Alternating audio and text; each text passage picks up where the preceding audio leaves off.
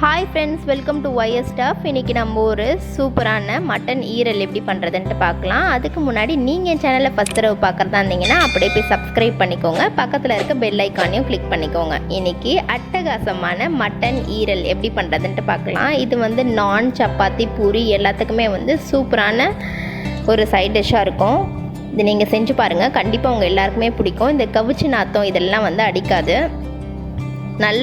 நல்ல ஒரு டேஸ்ட் சூப்பராக இருக்கும். நீங்கள் கண்டிப்பாக செஞ்சு பாருங்கள், உங்கள் எல்லாருக்குமே பிடிக்கும். நல்லா இல்லைன்னு கண்டிப்பாக சொல்ல மாட்டீங்க. ஓகே, எப்படி பண்ணுறதுன்ட்டு பார்க்கலாம்.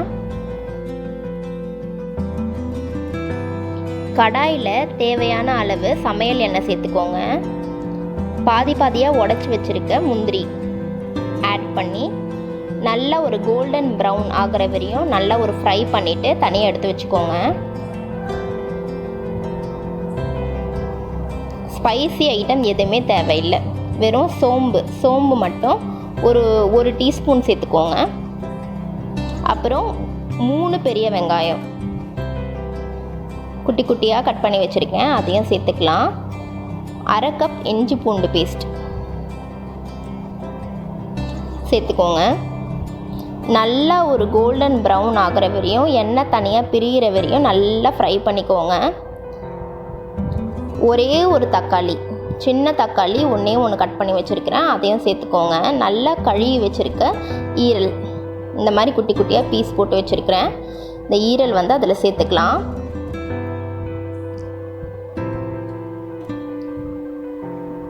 இதில் என்ன ஒரு ஸ்பெஷல் அப்படின்னா, நீங்கள் எவ்வளோக்குள்ளே செவக்கடிக்கிறீங்களோ அவ்வளோ வந்து டேஸ்ட்டு நல்லாயிருக்கும். நீச்சு ஸ்மெல்லாம் வராத இருக்கிறதுக்கு நல்லா வந்து எண்ணெயில் நல்லா வதக்கிக்கோங்க.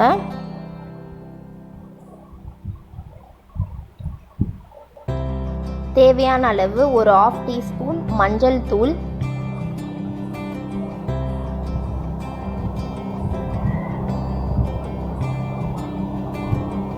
1/2 டீஸ்பூன் மிளகாத்தூள். நான் எடுத்திருக்க டீஸ்பூன் வந்து கொஞ்சம் பெரிய டீஸ்பூன், நீங்கள் வந்து 1 டீஸ்பூன் மிளகாத்தூள் போட்டுக்கோங்க, நார்மல் டீஸ்பூனாக இருந்ததுன்னா.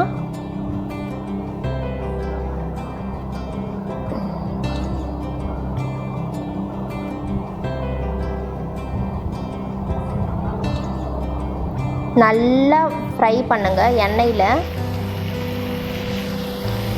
தேவையான அளவு உப்பு,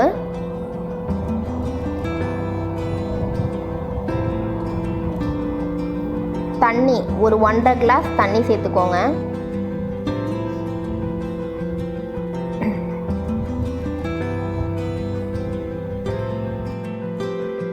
நல்லா கொதித்து இந்த தண்ணி எல்லாமே ட்ரை ஆகி ஒரு ட்ரை ஸ்டேஜுக்கு வந்துடணும். தட்டு போட்டு மூடிடுங்க. ஒரு 10 மினிட்ஸ் போல் நல்லா கொதிக்கட்டும், நல்லா வேகட்டும்.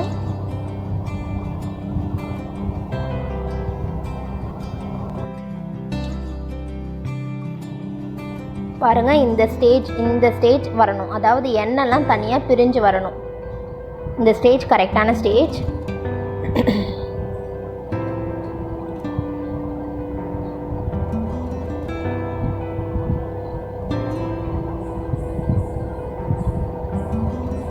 நல்லா வெந்திருக்கும், நீச்சு ஸ்மெல்லாம் எதுவுமே வராது.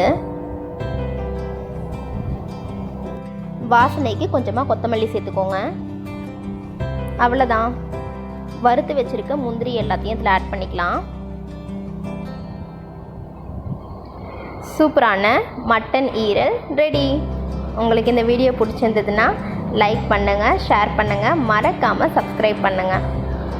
Thank you friends.